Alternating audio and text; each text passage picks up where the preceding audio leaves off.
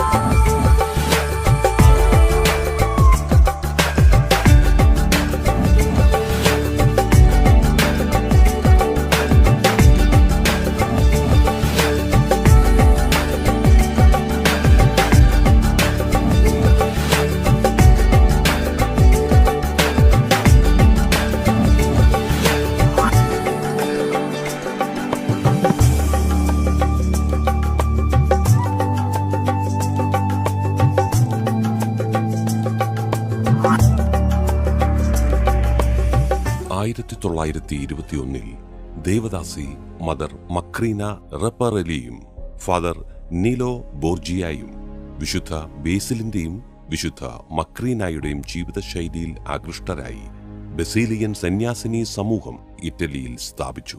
സഭൈക്യം, വിദ്യാഭ്യാസം, ആതുരസേവനം എന്നിവ പ്രവർത്തനവേദികളായി കണ്ട് ലോകത്തിന്റെ വിവിധ ഭാഗങ്ങളിൽ നിസ്വാർത്ഥമായ ശുശ്രൂഷകൾ ചെയ്യുന്നു.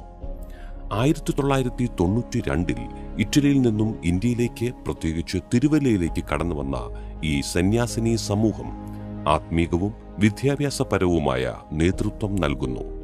2000 ഒരു ഡേ കെയർ എന്ന രീതിയിൽ തുടങ്ങി 2002 വിപുലമായി ബസീലിയൻ പബ്ലിക് സ്കൂളിന് തുടക്കം കുറിക്കപ്പെട്ടു.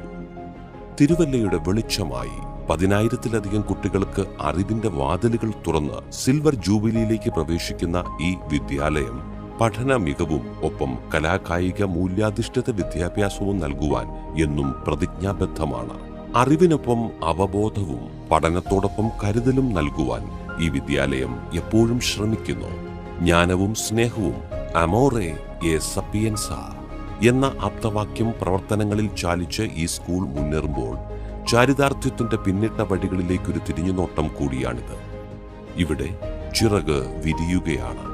അറിവിന്റെ അനന്തവിഹായസിലേക്ക് ഇനിയും പറന്നു.